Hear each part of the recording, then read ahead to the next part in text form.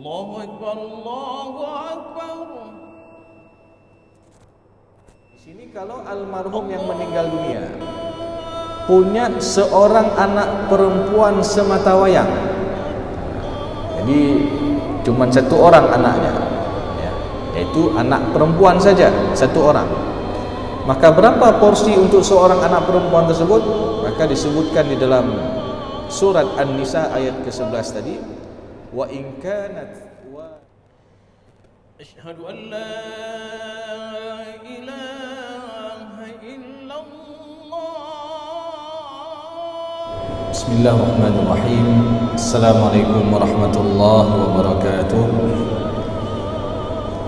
Alhamdulillah alladzi bi ni'matihi tatimmus shalihat wa bi fadlihi tatanazzalul barakat wal khairat wa bi taufiqihi tatahaqqaqul maqasid wal ghayat. Asyhadu an la ilaha illallah wa asyhadu anna Muhammadar Rasulullah. Allahumma salli wa sallim ala Sayyidina Muhammad wa ala alihi wa sahbihi ajma'in, amma ba'du. Kaum muslimin dan kaum muslimat, sidang jamaah salat maghrib yang dimuliakan oleh Allah Subhanahu wa taala, serta seluruh pendengar radio Baitur Rahman, radio RRI dan radio swasta dimanapun anda berada. Pertama-tama marilah kita memanjatkan puji dan syukur kita kepada Allah Subhanahu wa taala yang masih memberikan kita nikmat iman, nikmat sehat, dan juga nikmat kesempatan untuk bisa melangkahkan kaki kita menuju ke rumah Allah kita cintai ini untuk melaksanakan salat maghrib secara berjamaah. Dan mudah-mudahan kita senantiasa diberikan keikhlasan oleh Allah Subhanahu wa taala dalam melaksanakan ibadah, sehingga salat yang telah kita kerja pun menjadi salat yang makbul dan diterima di sisi Allah Subhanahu wa taala. Salawat dan salam tak lupa pula kita sampaikan kepada Nabi Muhammad sallallahu alaihi wasallam, Rasulullah sebagai qudwah hasanah, Rasulullah sebagai suri tauladan yang baik yang patut kita contohi dalam kehidupan kita sehari-hari. Jemaah yang dimuliakan oleh Allah Subhanahu wa taala, masih menyambung kajian kita yang masih membahas seputar problematika pembagian harta warisan, hibah dan wasiat di dalam Islam. Tentu bicara tentang masalah hukum waris, berarti kita membincangkan tentang hukum yang detail yang Allah sebutkan di dalam Al-Quran, di mana di dalam Al-Quran ada hukum-hukum yang bersifatnya umum, ada juga hukum-hukum yang sifatnya dijelaskan oleh Allah Subhanahu wa taala, sebagaimana permasalahan pada bab pernikahan. Ini juga termasuk detail Allah sebutkan dalam Al-Quran. Enggak boleh seorang mukmin menikahi seorang musyrikat, ya, orang perempuan yang musyrik. Begitu juga di dalam bab perceraian. Ini juga termasuk hukum yang detail yang Allah sebutkan dalam Al-Quran, dalam surat Al-Baqarah. Di sana Allah Subhanahu wa taala menjelaskan ada dikenal dengan istilah talak satu, ada talak dua, ada talak tiga, dan di sana ada konsekuensi hukumnya masing-masing. Jadi ini detail sekali Allah jelaskan dalam Al-Quran. Begitu juga berkaitan dengan permasalahan warisan, permasalahan pembagian harta yang ditinggalkan oleh almarhum, seseorang almarhum kepada para ahli warisnya. Jadi ini juga sangat detail Allah Subhanahu wa taala menyebutkan dalam Al-Quran secara rincinya, itu dalam surat An-Nisa ayat ke-11. Di sana Allah Subhanahu wa taala menjelaskan ada hak untuk anak-anak almarhum, baik anak laki-laki ataupun anak perempuan satu orang, ataupun anak perempuan lebih dari satu orang, ataupun ada laki-laki dan perempuan. Contoh ketika Allah Subhanahu wa taala berfirman, yusikumullahu fi auladikum lidzakari mislu hadzil unthayain. Jadi ketika almarhum meninggalkan keturunan, di sana ada anak laki-laki dan ada juga anak perempuan, maka di sini berlaku kaedah lidzakari mislu hadzil unthayain. Untuk laki-laki mengambil 2 porsi dibandingkan dengan perempuan, maka berlaku kaedah 2:1. Fa in kunna nisaan fawqa thnataini falahunna thulutsa ma tarak. Maka jikalau almarhum yang meninggal ini punya 2 orang anak perempuan ke atas dan tidak ada anak laki-laki, misalkan seorang meninggal dunia punya 2 orang anak perempuan, ataupun 3 anak perempuan saja, ataupun 5 anak perempuan, semuanya perempuan, enggak ada laki-laki, maka bagian mereka disebutkan dalam Al-Quran secara rinci adalah falahunna thulutsa ma tarak. Maka mereka mendapatkan porsi 2/3 dari harta yang ditinggalkan oleh almarhum, dan porsi 2/3 itu nanti dibagi berapa jumlah ahli warisnya. Kalau ada 3 anak perempuan semuanya, maka bagian 2/3 itu dibagi 3 misalnya. Kalau ada 4 anak perempuan semuanya, maka 2/3 bagian itu dibagi 4. Contohlah, misalkan ketika seorang meninggal dunia, meninggalkan ahli warisnya 3 orang anak perempuan, dan di sana ada paman daripada almarhum misalkan, maka untuk 3 orang anak perempuan ini mereka dapat porsi bagian 2/3, sedangkan paman mengambil asabah. Kita ilustrasikan, kalau ada harta yang ditinggalkan oleh almarhum totalnya misalkan 300 juta, berarti 2/3 dari 300 juta adalah 200 juta. Maka 200 juta inilah yang akan dibagi untuk 3 anak perempuan tadi. Sisanya di sana baru ada hak milik yang didapatkan oleh asabah, ataupun dalam kasus yang kita sebutkan tadi adalah menjadi hak milik daripada paman daripada almarhum yang meninggal dunia. Jadi ini detail sekali Allah Subhanahu wa taala jelaskan. Lanjutan ayatnya, wa in kanat wahidatan falahan nisfu.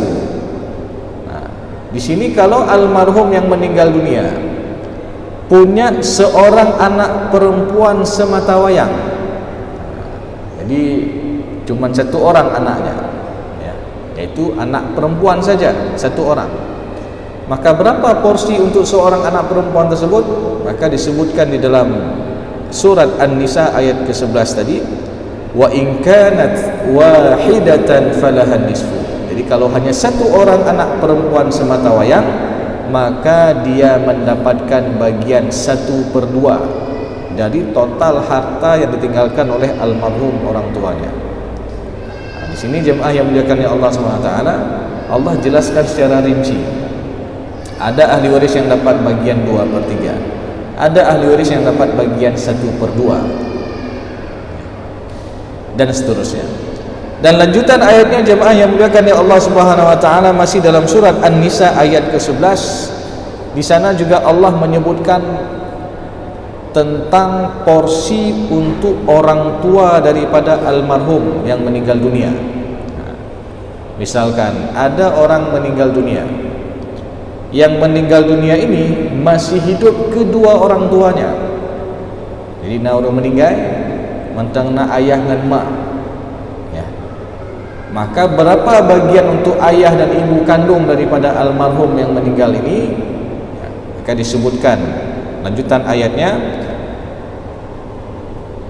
fa illam yakul lahu waladun, ataupun wali abawaihi likulli wahidin minhuma sudusu mimma taraka in kana lahu walad. Jadi untuk kedua orang tua daripada almarhum, ayah dan ibu daripada yang meninggal dunia, kebetulan masih hidup mereka, itu masing-masing dapat bagian as-sudus 1/6. Ayah dapat bagian 1/6, ibu kandungnya juga dapat porsi bagian 1/6, dengan catatan jikalau almarhum yang meninggal ini punya keturunan. Jadi Jadi ini menunjukkan bahwasanya walaupun almarhum punya anak laki-laki, anak perempuan, ini tidak bisa menghalangi kakeknya ke atas ataupun orang tua daripada almarhum ini, ya. Mereka masih ada hak. Berapa porsinya? 1/6, 1/6. Jadi detail sekali Allah jelaskan. Dan lanjutan ayatnya, fa in lam yakul lahu waladun wa warithahu abawahu fali ummihi ats-tsulus. Bahkan Allah merincikan kalau almarhum yang meninggal ini enggak punya anak, tapi orang tuanya masih hidup dua-duanya, maka untuk ibunya dapat porsi bagian 1/3. Di sini jemaah yang muliakan ya Allah Subhanahu wa taala, tidak disebutkan bagian ayah.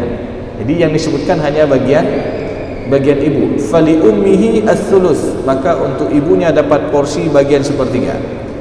Sehingga para ulama menjelaskan bahwasanya dalam kasus seperti itu, kalau ada orang meninggal dunia, enggak ada keturunan dia. Katakanlah ada seorang anak muda meninggal dunia, dia belum menikah, dia punya banyak harta.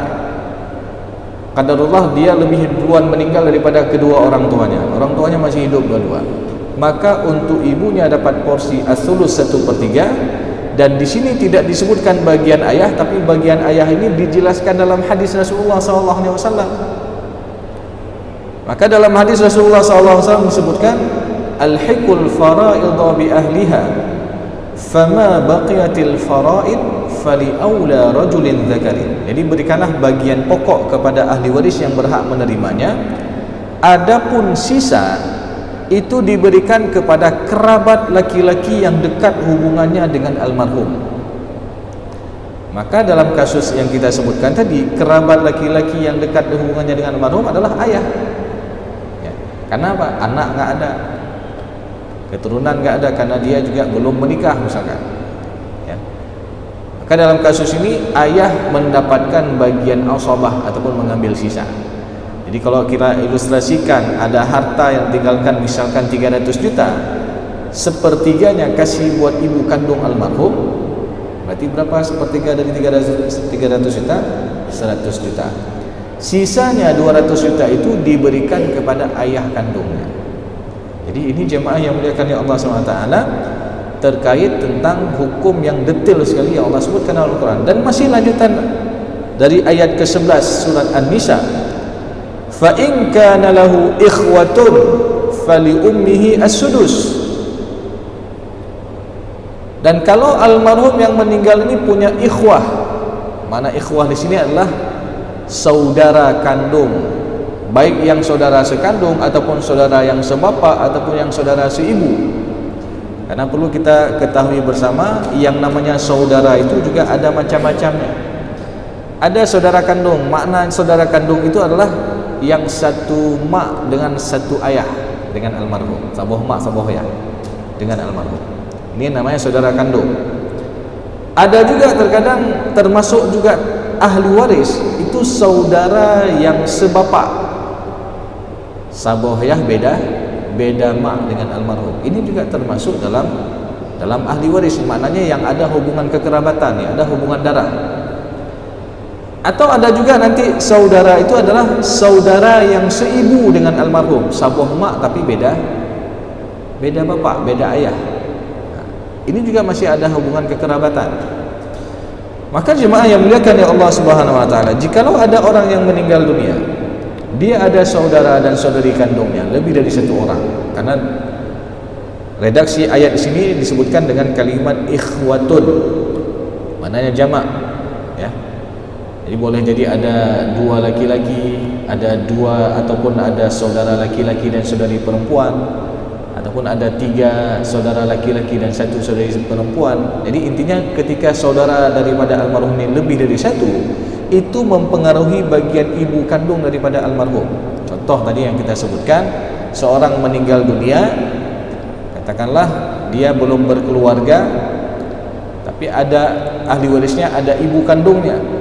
Ayahnya sudah duluan meninggal dunia. Jadi ada ibu kandung dan ada 2 ataupun 3 saudara yang sekandung.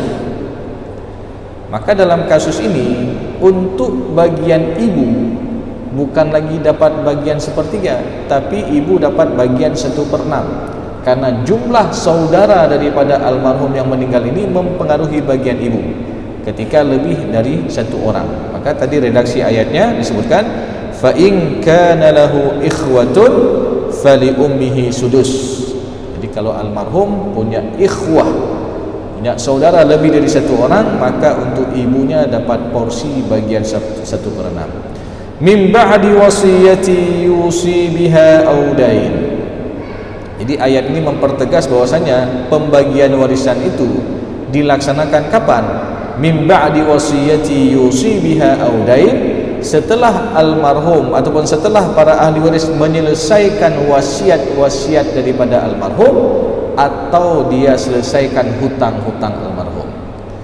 Nah, di sini perlu kita pertegas bahwasanya apa? Pembagian warisan itu dilaksanakan setelah diselesaikan berkaitan dengan kewajiban-kewajiban terhadap harta itu. Walaupun ayat ini duluan disebutkan wasiat, baru kemudian hutang, tapi dalam pelaksanaannya Rasulullah SAW lebih mendahulukan hutang daripada wasiat, karena yang namanya hutang ini adalah wajib dilaksanakan, tapi yang namanya wasiat itu hukumnya adalah sunnah. Seseorang boleh wasiat, boleh tidak, tapi yang namanya hutang ini harus diselesaikan, harus dilunasi. Jadi ini jemaah yang dimuliakan oleh Allah Subhanahu wa taala. Dan bicara tentang masalah wasiat, sedikit kita membahas bahwasanya pada dasarnya wasiat itu tidak boleh diberikan untuk ahli waris.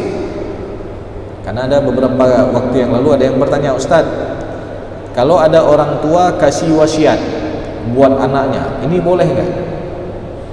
Pejit nasi roro ronci gejuk wasit ke anak, ya. Kasih wasiat buat anaknya, apakah ini boleh? Maka kita lihat secara landasan hukumnya.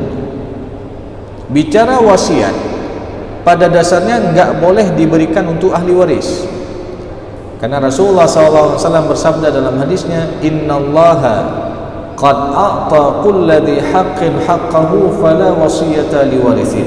Jadi sesungguhnya Allah Subhanahu wa taala telah menetapkan hak bagi tiap-tiap yang berhak, maka tidak boleh wasiat itu diberikan untuk ahli waris. Karena kenapa?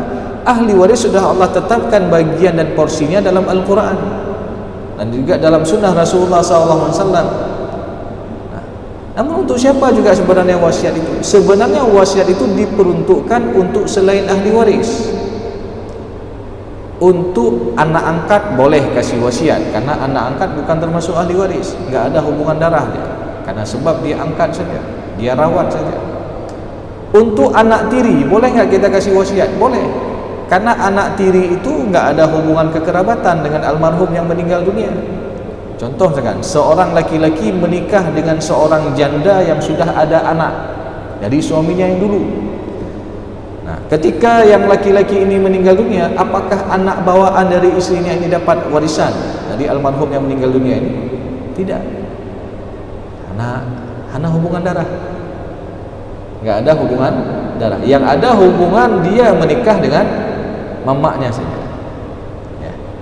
Jadi dalam kasus ini boleh enggak kalau sebelum dia meninggal, yang laki-laki ini meninggal dunia, dikasih wasiat untuk anak tirinya? Boleh. Karena anak tiri itu bukan termasuk ahli waris yang berhak dapat warisan. Jadi ini jemaah yang muliakan oleh Allah SWT, karena dia juga tidak memenuhi sebab mendapatkan warisan. Karena sebab mendapatkan warisan itu adalah adanya hubungan nasab dengan nasab yang hakiki, ataupun adanya hubungan darah. Ya. Berarti yang enggak ada hubungan darah, anak angkat, anak tiri, ya, maka ini tidak mendapatkan bagian warisan, bagian secara warisan. Tapi sekali lagi boleh dia dapatkan secara wasiat. Dan wasiat ini juga boleh diberikan untuk kemaslahatan umat. Mau kasih untuk pembangunan masjid, mau kasih untuk lembaga pendidikan agama, mau dikasih buat anak-anak yatim dan lain sebagainya, maka ini diperbolehkan. Namun jemaah yang muliakan oleh Allah Subhanahu wa taala, dalam pemberian wasiat ini tidak boleh melebihi dari sepertiga harta dari almarhum yang meninggal dunia. Jadi kalau seseorang setelah ditaksir ada harta kekayaannya, harta peninggalannya misalkan 1 miliar, berarti maksimal yang boleh dia wasiatkan itu adalah 333 juta, 33 sekian, sepertiganya. Ya.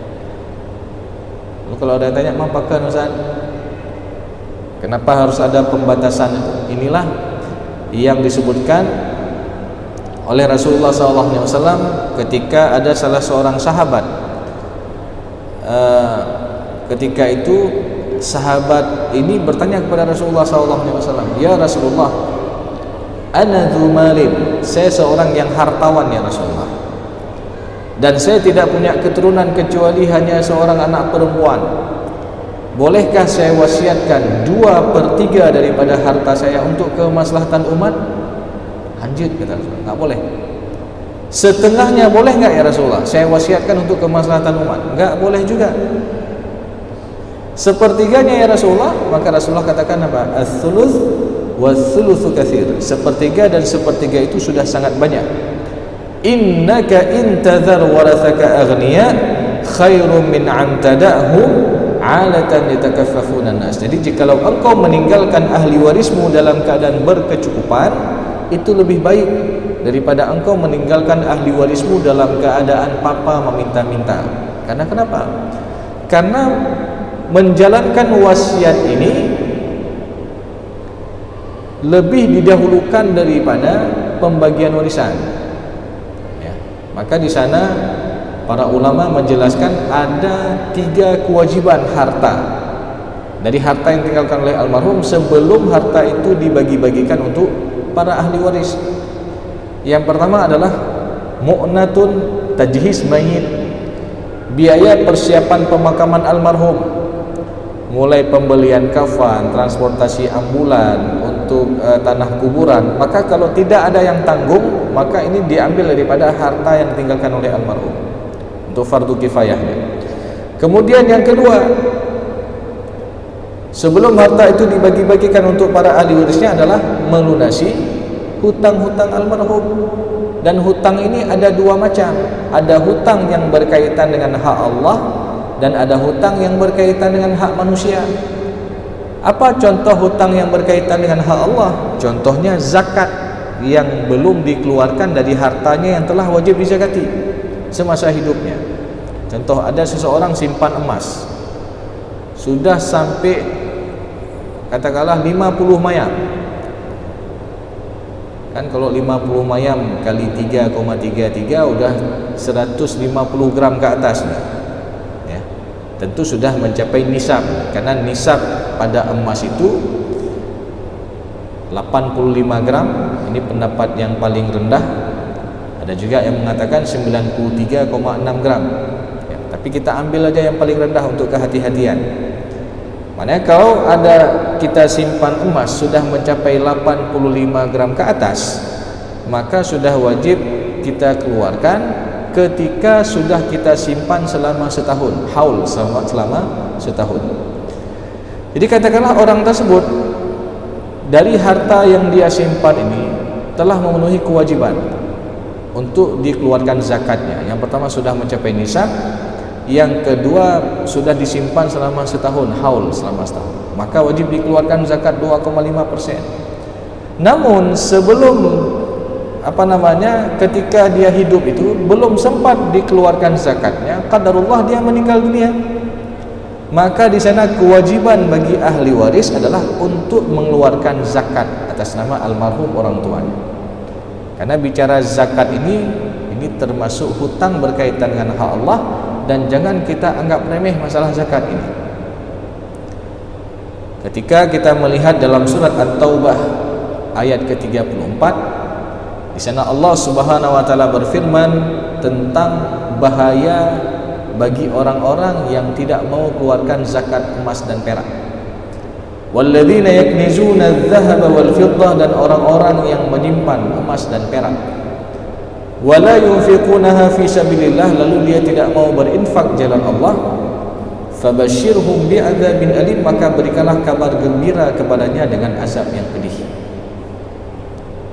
Jadi barang siapa yang menyimpan emas dan perak, sudah mencapai nisab, sudah mencapai haul selama setahun, lalu dia enggak mau keluarin zakatnya, maka apa kata Allah? Fabashshirhum bi'adzabin alim, berikanlah kabar gembira kepadanya dengan azab yang pedih.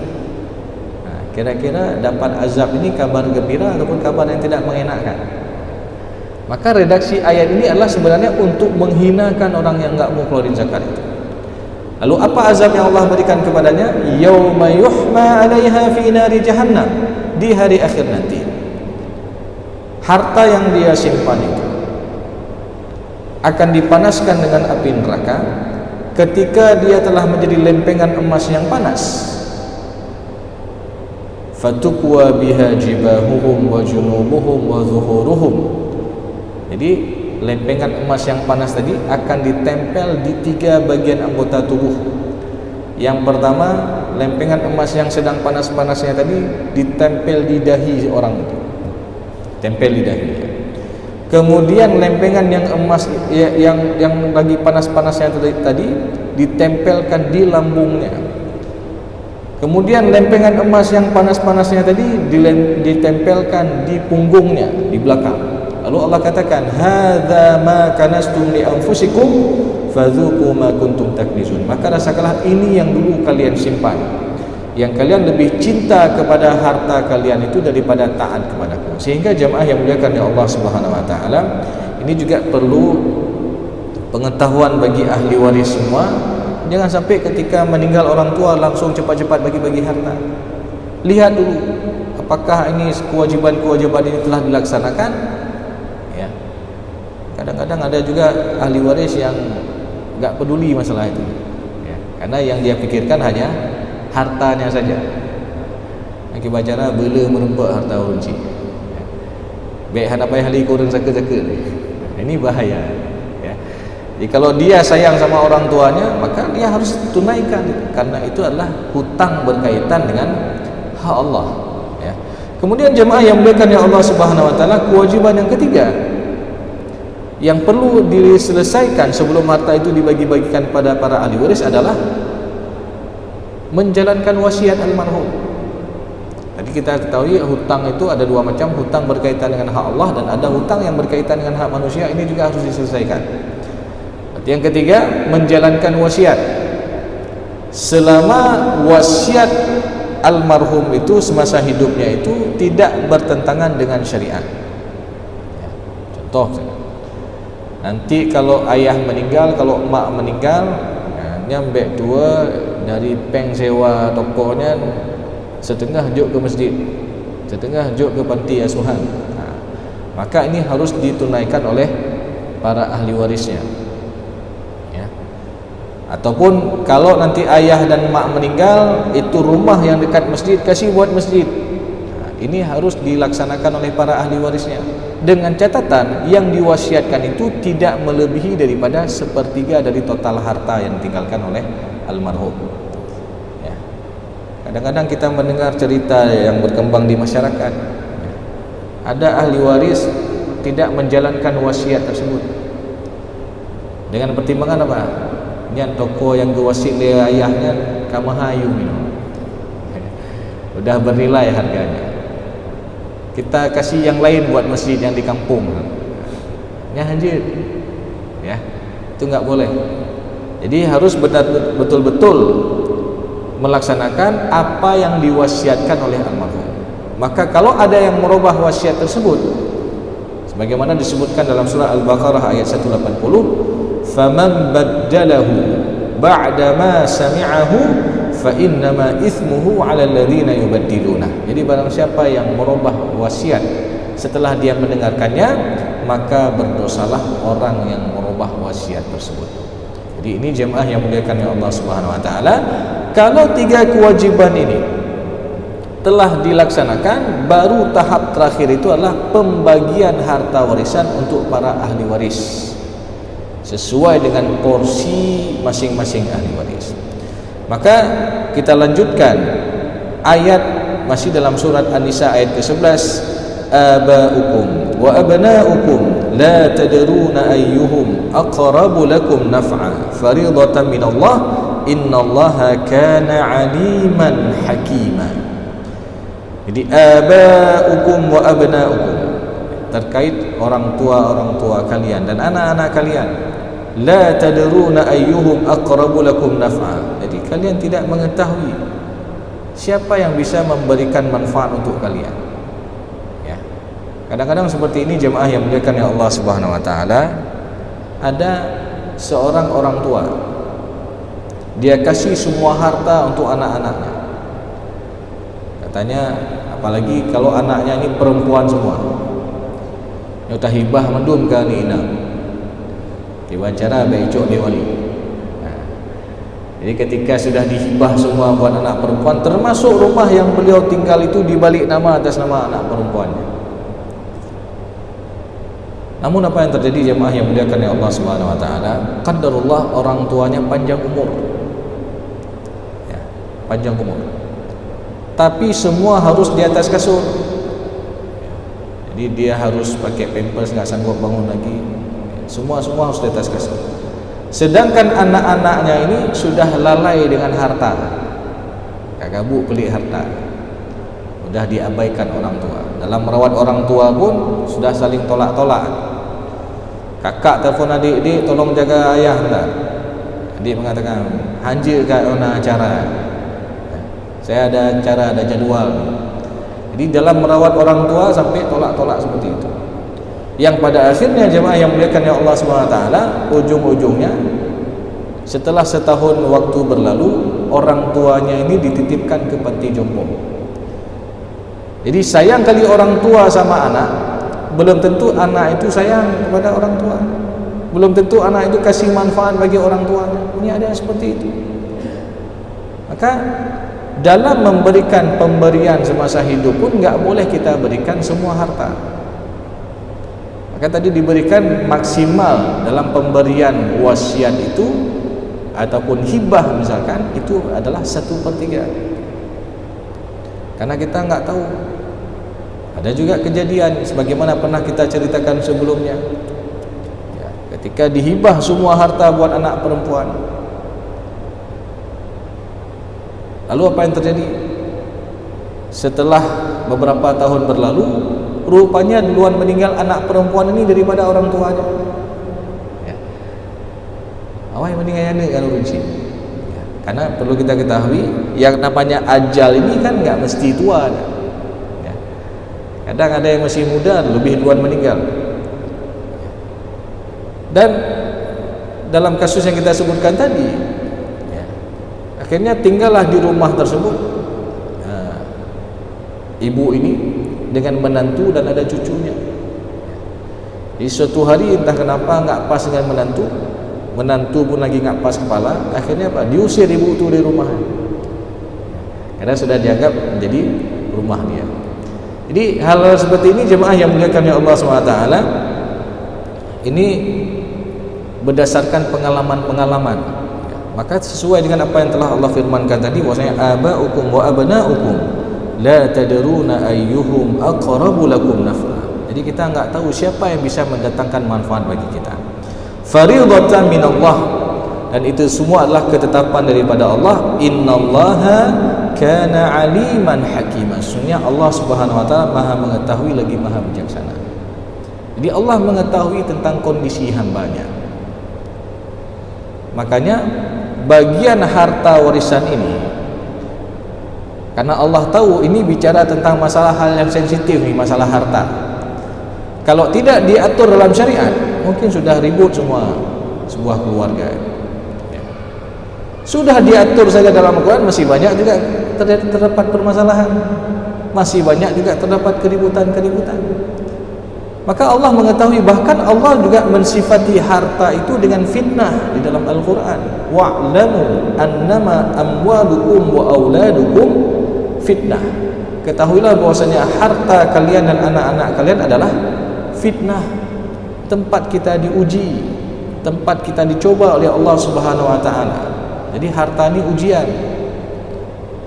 ada kalanya ketika seseorang diberikan harta, lalu dengan hartanya itu bukan membuat dia semakin taat kepada Allah, tapi semakin jauh daripada Allah. Kalah dengan harta, dah sibuk ini, sibuk itu, sibuk dengan bisnisnya, sibuk dengan dagangnya. Maka ini juga ujian sebenarnya. Ada juga orang yang diberikan kekurangan oleh Allah Subhanahu wa taala. Ini juga ujian. Sanggup enggak dia bersabar? Ada yang kadang-kadang enggak sanggup bersabar, akhirnya dia mengambil dengan cara yang tidak baik, mencuri, korupsi, memakan hak orang lain dan lain sebagainya. Maka tadi Allah Subhanahu wa taala menyebutkan bahwasanya harta itu adalah fitnah. Jadi Allah Subhanahu wa taala mengetahui kondisi hambanya. Sampai-sampai berkaitan tentang masalah warisan ini Allah tetapkan sendiri. Oh, laki-laki, perempuan berapa porsinya? Kadang-kadang ada orang sampai bertanya, kenapa laki-laki lebih banyak sedangkan perempuan setengahnya dari laki-laki? Maka jangan kita tanya kenapa. Kalau kita tanya dengan kalimat kenapa, seakan-akan kita ingin protes terhadap hukum Allah. Tapi kita tanya apa hikmahnya ketika Allah menetapkan bagian laki-laki 2:1 dengan perempuan.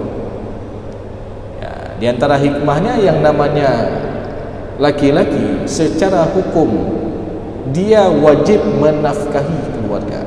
Kalimat wajib bagaimana? Ketika dia melaksanakannya dia dapat pahala, kalau dia tidak melaksanakannya dia berdosa. Jadi wajib, sedangkan perempuan enggak wajib. Tapi ketika seorang perempuan diberikan izin bekerja oleh suaminya sehingga dia dapat penghasilan, bahkan dia juga ikut membantu dalam menafkahi keluarga, maka seorang perempuan ini dia dapat pahala sedekah lagi. Ini luar biasa. Jadi jemaah yang dimuliakan oleh Allah Subhanahu wa taala, banyak hikmah-hikmah yang lain. Walaupun kita lihat secara kasat mata tadi laki-laki 2:1, dan ini berlaku tidak banyak kasus, cuma 4 ataupun 5 kasus. Tapi kalau mau kita lihat kasus per kasus, itu bahkan kita menemukan banyak kasus di mana perempuan lebih banyak dapat daripada laki-laki. Ini menarik untuk kita bahas jemaah yang dimuliakan oleh Allah Subhanahu wa taala. Insyaallah pada pertemuan yang akan datang kita akan membahas hikmah daripada pensyariatan laki-laki 2:1 dengan perempuan dalam permasalahan warisan. Mungkin sampai di sini saja pertemuan kita. Mudah-mudahan apa yang telah kita sampaikan tadi bisa menjadi ilmu yang bermanfaat dan juga bisa kita aplikasikan dalam kehidupan kita sehari-hari. Lebih dan kurang saya mohon maaf. Aqulu qauli hadza wa astaghfirullah li wa lakum wa lisal mu'minin. Wassalamualaikum warahmatullahi wabarakatuh.